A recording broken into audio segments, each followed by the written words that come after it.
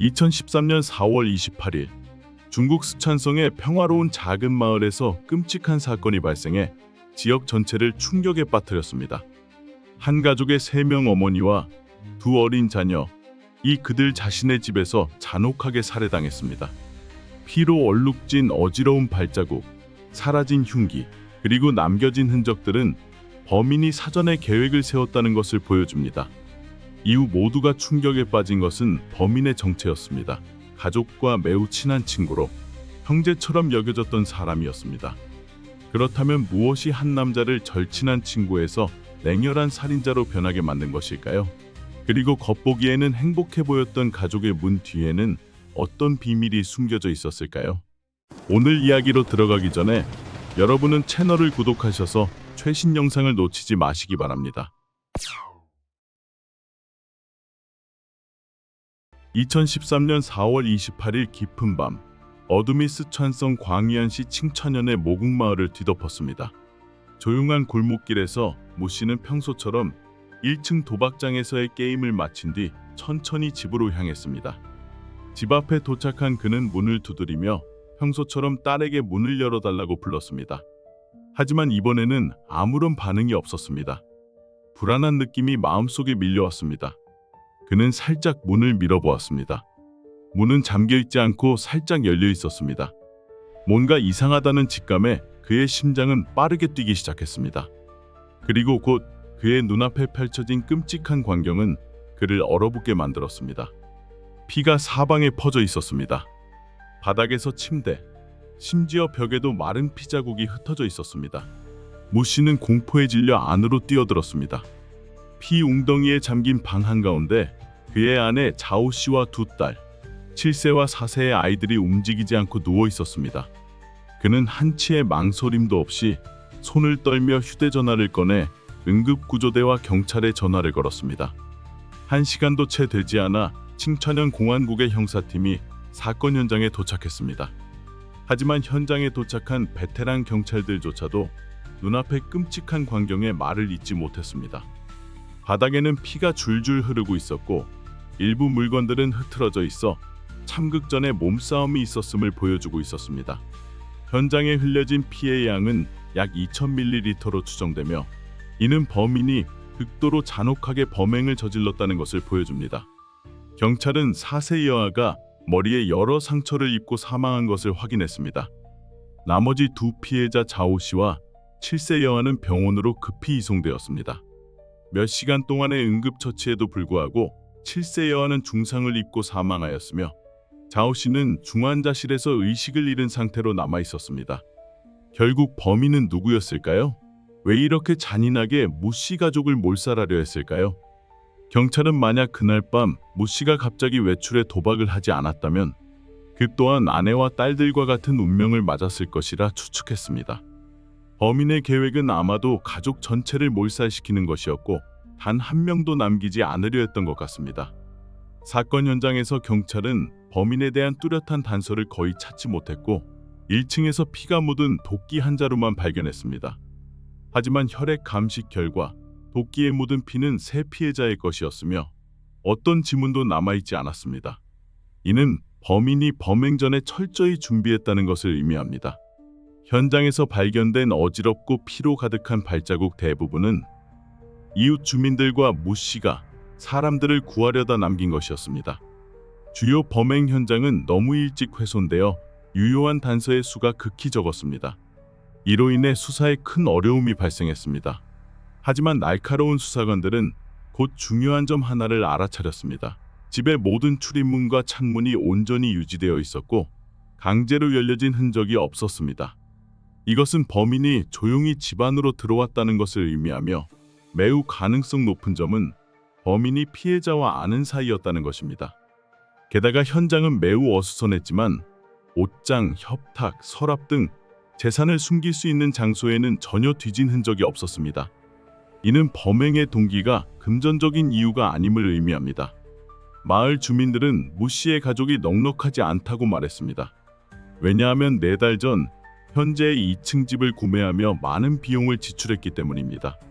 부부는 총 18만 위안의 비용 중 13만 위안을 선불로 지불했고 나머지는 매달 분할 상환하고 있었습니다. 모국마을은 원래 작은 마을로 대부분의 주민들이 서로 알고 지내며 상황을 잘 알고 있기 때문에 돈 때문에 살인을 저지를 가능성은 낮습니다. 이에 따라 수사관들은 범행의 동기가 복수 또는 감정적인 갈등일 수 있다고 판단했습니다. 조사 결과 무 씨는 마작을 할 때 자주 다투었으며 사건 며칠 전 한 사람과 큰 말다툼을 한 사실이 있었습니다. 혹시 다툰 상대가 분노에 휩싸여 그의 가족을 모두 살해한 것일까요? 경찰은 그 남성을 찾아가 조사했고 그가 범행 당시 마작을 하고 있었다는 확실한 알리바이를 확인한 후 용의선상에서 제외했습니다. 무 씨 또한 의심스러운 점은 없었습니다. 마작 외의 대부분의 시간은 바깥에서 일하며 보내고 있었습니다. 그는 아내 자오 씨 외에는 감정적인 갈등이 있는 인물도 없었습니다. 그렇다면 자오 씨는 어떨까요? 그녀가 다른 사람과 감정적인 갈등을 겪고 있었던 것은 아닐까요? 경찰이 조사한 결과 자오는 주로 집에서 아이들을 돌보고 있었던 것으로 드러났습니다. 무와 결혼하기 전에 그녀는 장이라는 남자친구와 관계를 가졌습니다. 두 사람은 결혼까지 논의하고 고려했지만 조 씨 부모님의 반대에 부딪혀 결국 헤어지게 됐다. 그 후에도 두 사람은 계속 연락을 주고받았습니다. 그러나 장 씨는 오랫동안 선전에서 일하고 있었으며 사건 당시 현장에 없었던 것으로 확인되어 용의선상에서 제외되었습니다. 이 시점에서 경찰은 범인이 외지에서 온 사람일 가능성을 추정했습니다. 어떤 정보도 놓치지 않기 위해 경찰은 즉시 마을 주변의 CCTV 영상을 확인했고 수상한 남성을 발견했습니다. 그는 바로 무 씨 가족의 아래층에 새들어 살고 있던 덩이안이었습니다. 주목할 점은 무 씨와 덩이안이가 사건 전까지 매우 친밀한 관계였다는 사실입니다. 집주인과 세입자의 관계였지만 형제처럼 지내왔습니다. 소환되었을 때 덩이안이는 범행 당시 자신의 가족과 함께 고향에 내려가 부모님을 뵙고 있었다고 진술했습니다. 놀랍게도 그의 아내 레이 샤오란 역시 똑같은 진술을 했습니다. 그러나 CCTV 영상은 그들의 거짓말을 폭로했습니다. 영상에는 범행이 일어난 밤 덩이안이가 모국마을에 나타난 장면이 고스란히 담겨 있었습니다. 이는 이 부부가 거짓말을 했다는 것을 증명하며 왜 거짓말을 했는지가 의문으로 남습니다. 덩이안이와 무 씨는 친구 사이였는데 그가 정말 살인범일 수 있을까요? 수상한 정황과 거짓 진술로 인해 경찰은 수사 방향을 곧바로 덩이안이에게로 전환했습니다. 덩이안이가 수상한 행동을 보인 것이 확인되자마자 경찰은 즉시 그의 행방을 추적하기 시작했습니다. 유일한 단서는 그의 아내의 고향이었습니다. 경찰 수사팀은 즉시 덩이안이가 사건 당시 머물렀다고 진술한 장인의 집으로 향했습니다. 그러나 경찰이 도착했을 때 덩이안이와 레이 샤오라는 그곳에 없었습니다. 집안 깊숙이 들어가자 경찰은 이상한 광경에 발걸음을 멈추었습니다. 레이 샤오란의 언니가 옷을 빨고 있었는데 그것은 피로 가득한 옷이었습니다. 물통 옆에는 피가 마른 신발 한 켤레도 놓여 있었습니다. 경찰이 나타나자 레이 샤오란의 언니는 갑자기 얼어붙은 듯 손발을 떨기 시작했습니다. 처음에는 아무것도 모른다고 말하며 회피하려 했지만 경찰의 계속된 추궁 끝에 결국 그녀는 덩이안이가 범인이며 아내와 함께 도주 중이라고 자백했습니다. 경찰은 즉시 대규모 수색을 개시하고 이 부부 살인범의 작은 단서 하나도 놓치지 않기 위해 추적에 나섰습니다. 경찰은 그들이 멀리 도망치지 못했을 것이라고 확신했습니다. 검문소들이 설치되었고 덩이안이와 레이 샤오란의 사진이 전국 곳곳으로 전송되었습니다. 마침내 중요한 단서가 포착되었습니다. 한 목격자가 두 용의자와 유사한 부부를 시외버스 터미널에서 보았다고 신고했습니다. 그들은 스촨성을 떠나기 위해 버스표를 구매하고 있었습니다. 경찰은 즉시 해당 지역을 포위하고 출발 준비 중인 모든 차량을 차단했습니다. 그리고 곧 경찰은 덩이안이와 그의 아내 레이 샤오란을 체포했습니다. 차가운 수갑이 그들의 손목을 꽉 조였습니다. 범인의 도주는 이로써 공식적으로 끝났습니다. 한편 병원에서는 무 씨의 아내 자오가 의식을 되찾았습니다. 아직 기운은 없지만 그녀의 의식은 완전히 회복되었습니다. 말을 할 수 있게 되자마자 그녀는 떨리는 목소리로 그 끔찍했던 밤의 진실을 털어놓았습니다. 그리고 이로 인해 그동안 숨겨져 있던 가족의 끔찍한 비밀이 드러나기 시작했습니다.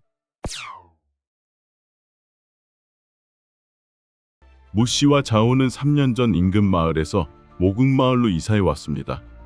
겉보기에는 무 씨 부부는 매우 사랑하는 사이로 모두 착하고 개방적인 성격을 가졌으며 특히 자오는 순종적이고 겸손한 이미지였습니다. 그녀는 외출을 거의 하지 않았고 대부분의 시간을 요리하고 아이들을 돌보며 보냈습니다. 반면 무 씨는 가족의 생계를 책임지는 유일한 가장이었습니다. 경제적 부담이 어깨를 짓눌러 그는 자주 스트레스를 받았고 점점 밤마다 마작을 하며 시간을 보내는 것이 유일한 스트레스 해소법이 되었습니다. 하지만 시간이 지남에 따라 부부의 정은 점차 식어갔습니다. 무 씨는 낮에는 일하고 저녁에 식사 후 곧바로 외출하는 일이 반복되었습니다. 반복되는 일상에 자오는 점점 무료함을 느끼기 시작했습니다. 그녀는 오랜 결혼 생활 속에서 신선함이 사라졌다고 생각했습니다. 게다가 그녀는 오랜 세월 함께 살았음에도 불구하고 딸 둘만 낳았습니다. 그녀는 남편과 그의 가족에게서 다소 차가운 태도를 보았을 때 압박감을 느꼈습니다. 부부간의 대화는 점점 줄어들었고 대화를 시작하면 자주 말다툼으로 이어졌습니다. 전업주부였던 자오는 남편과 아이들 외에는 대화 상대가 거의 없었습니다. 하지만 큰딸이 학교에 다니기 시작하고 무 씨가 집 밖에서 보내는 시간이 많아지면서 자오의 심리에도 변화가 생겼습니다. 그 무렵 무 씨는 가족의 재정 부담을 덜기 위해 1층 방을 새 놓자고 제안했습니다. 바로 그 시기에 자오는 세입자인 덩이안이를 만나게 되었고 두 사람 사이에 설명하기 힘든 감정이 싹트기 시작했습니다. 하지만 그들은 이 관계가 끔찍한 악몽으로 이어질 것이라는 사실을 알지 못했습니다. 덩이안이는 자오의 남편과 마찬가지로 모국마을에 정착할 계획을 세우고 막 일을 구한 상태였습니다. 그는 아내와 자녀가 있었지만 그들은 인근 마을에 살고 있었습니다. 무 씨 가족과 덩이안이는 같은 출입문을 사용하는 구조였기 때문에 자주 마주쳤습니다. 자오는 곧 덩이안이에게 호감을 가지게 되었고 그는 정직하고 소박하며 자상한 남자였습니다. 마침 그 무렵 무 씨는 도박에 더욱 빠져 집에 있는 시간이 줄었고 자오는 홀로 아이들을 돌보며 외로움을 느꼈습니다. 지치고 우울할 때마다 그녀는 아래층으로 내려가 덩이안이와 이야기를 나누곤 했습니다. 시간이 지날수록 두 사람의 대화는 점점 많아졌고 접촉도 점점 친밀해졌습니다. 그리고 그 사이에 금기된 감정의 불꽃이 피어나기 시작했습니다. 처음에 자오는 단지 무료함을 달래고 단조로운 삶의 자극을 찾기 위한 수단으로 여겼습니다. 하지만 시간이 흐르며 관계는 변했습니다. 그녀는 더 이상 그를 단순한 대체제로 보지 않았고 진심으로 마음을 주었습니다. 특히 남편이 더 이상 자신에게 관심을 두지 않는다는 것을 깨달은 후 자오는 덩이안이에게 복수의 감정을 품으며 더욱 집착하게 되었습니다. 점점 덩이안이도 자오의 감정이 깊어지고 있다는 것을 느꼈고 그녀의 집착 또한 강해지고 있었습니다. 덩이안이가 고향으로 돌아가 아내를 보러 가겠다는 말을 꺼낼 때마다 자오는 질투심을 드러내며 노골적으로 화를 냈습니다. 자오는 그의 말을 전적으로 따르지는 않았지만 자신의 방식으로 그를 통제하고자 했습니다. 이러한 통제가 덩이안이에게는 숨막히는 일이 되었고 그는 이 관계에서 벗어나고 싶어졌습니다. 하지만 자오는 이미 그를 맹목적으로 사랑하고 있었습니다. 그렇게 자신에게 빠진 여인과의 관계를 쉽게 끊을 수 있을까요? 자오의 덩이안이에 대한 감정은 점점 깊어졌고 그들의 은밀한 만남은 점점 더 잦아졌습니다. 자오는 이 관계를 공개하고 남편과 이혼하여 영원히 그와 함께하겠다는 생각까지 했습니다. 그러나 자오는 알지 못했습니다. 그녀가 미래를 꿈꾸고 있을 때 덩이안이는 이미 그녀에게 실증을 느끼고 있었다는 사실을 말입니다. 그들의 불륜 관계는 거의 1년 동안 이어졌습니다. 덩이안이는 더 이상 예전처럼 몰래 만나는 일에 흥미를 느끼지 못했습니다. 자오가 그에게 아내와 이혼하고 자신과 함께할 생각이 있는지 물어볼 때마다 그는 대답을 회피하고 다른 화제로 돌렸습니다. 그의 침묵과 무관심은 자오를 점점 절망하게 만들었고 그녀는 덩이안이를 잃을지도 모른다는 불길한 예감을 느끼기 시작했습니다. 그리고 그녀는 그것을 절대 허락할 수 없었습니다. 한편 덩위안이는 자오가 무서운 여성이라는 사실을 점점 깨닫게 되었습니다. 그는 만약 무턱대고 이별을 제안한다면 그녀가 반드시 미친 짓을 저지를 것이라 생각했습니다. 그녀는 그를 고발하거나 그의 삶을 망치거나 그를 파멸시킬 수도 있었습니다. 이 시점에서 그는 단지 아내와 자녀 곁에 안정된 삶으로 돌아가고 싶었고 자신이 저질러온 모든 실수를 지우고 싶었습니다. 덩위안이의 아내 레이샤오라는 시골 출신의 소박하고 순박한 여성이었습니다. 그녀에게 남편은 전부였습니다. 그녀는 남편을 절대적으로 믿고 따르며 의심하거나 반항한 적이 한 번도 없었습니다. 하지만 그는 그런 소중한 감정을 소중히 여기지 않고 자오라는 집착적인 여성과의 죄악된 관계에 빠져들었습니다. 이제 그는 단지 후회할 수밖에 없었습니다. 그는 냉담하게 대하면서 자오와 점점 거리를 두어 그녀가 스스로 떠나주길 바랐습니다. 하지만 그것은 오히려 자오를 더욱 광기로 몰아넣었습니다. 결국 어느 날 덩위안이는 단호하게 이별을 통보하며 모든 것을 평화롭게 끝내고 싶어 했습니다. 하지만 그는 사랑에 미쳐버린 여성을 너무 얕보았습니다. 자오는 결코 그것을 받아들이지 않았습니다. 그녀는 그의 아내에게 모든 것을 폭로하겠다고 협박하며 그가 가진 모든 것을 앗아가겠다고 위협했습니다. 그 순간 덩위안이는 자오가 더 이상 단순한 비밀 연인이 아니라는 것을 깨달았습니다. 그녀는 그의 인생을 언제든지 파괴할 수 있는 시한폭탄이 되어 있었습니다.